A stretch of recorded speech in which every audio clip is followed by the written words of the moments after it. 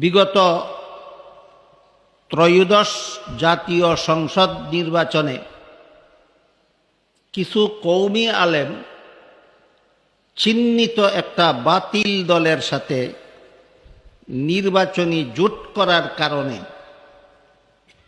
কওমিদের সাথে ওই চিহ্নিত বাতিলের একটা সেতু বন্ধন তৈরি হয়। এই সেতু বন্ধনের মাধ্যমে বাতিলদের কেউ হক পথে আসেনি, হকপন্থীদের অনেকেই বাতিলদের সাথে চলে যাচ্ছে। এইটাই হলো সবচেয়ে বড় ফিতনা বর্তমান কওমি আলেমদের জন্য। যেমনভাবে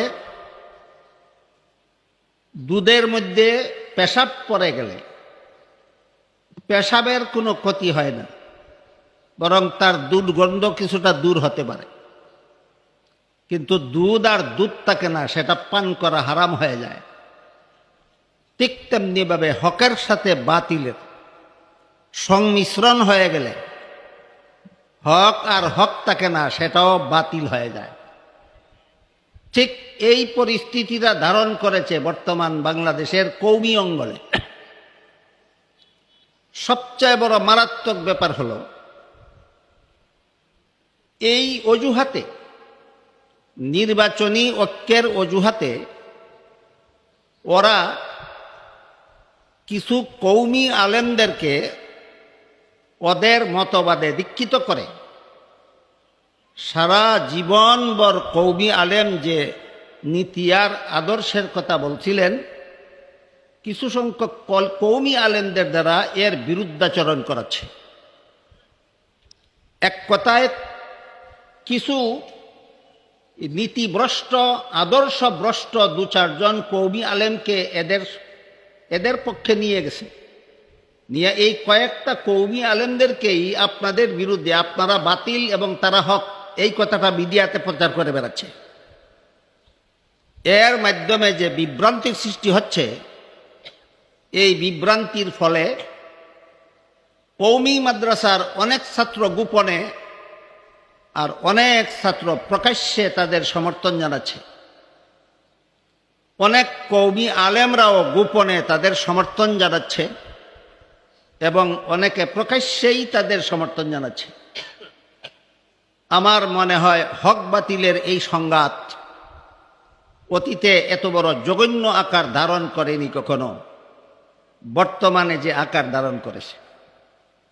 আমার দৃষ্টিতে এইটাই কওমি অঙ্গনের জন্য বর্তমান মুহূর্তের সবচেয়ে বড় ফিতনা এবং সবচেয়ে বড় সমস্যা। এর মোকাবেলার জন্য আমি মনে করি একটাই ব্যবস্থা হতে পারে, সেটা হলো আমাদের সমস্ত কওমি মাদ্রাসার ছাত্র উস্তাদগণের সমন্বয়ে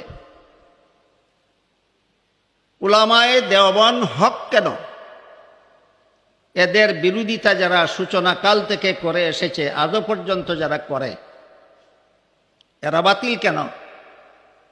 আপনারা হক হওয়ার দলিল আদিল্লা এবং তারা বাতিল হওয়ার দলিল আদিল্লা ধারাবাহিক এবং নিয়মিতভাবে এই কওমি অঙ্গনে, বিশেষত মাদ্রাসাগুলিতে ছাত্র শিক্ষকদের সমন্বয়ে আলোচনা হওয়া দরকার। যদি আমাদের প্রজন্মকে রক্ষা করতে হয় বাতিলের সুবল থেকে, কওমি মাদ্রাসার ছাত্রদেরকে যদি বাতিলের সুবল থেকে রক্ষা করতে হয়, তাহলে আমি মনে করি এই হক বাতিলের পার্থক্যমূলক এই আলোচনা ধারাবাহিকভাবে চালু করা ছাড়া আর কোনো বিকল্প নাই। আমি যেই পরামর্শটা আপনাদেরকে দিলাম, আমি নিজে আগে সেটা বাস্তবায়ন শুরু করেছি।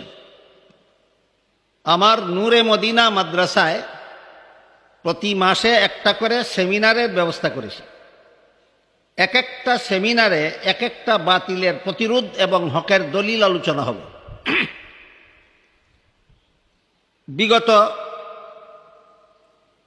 23শে এপ্রিল, এই 2 দিন আগে আমি প্রথম সেমিনার করেছি।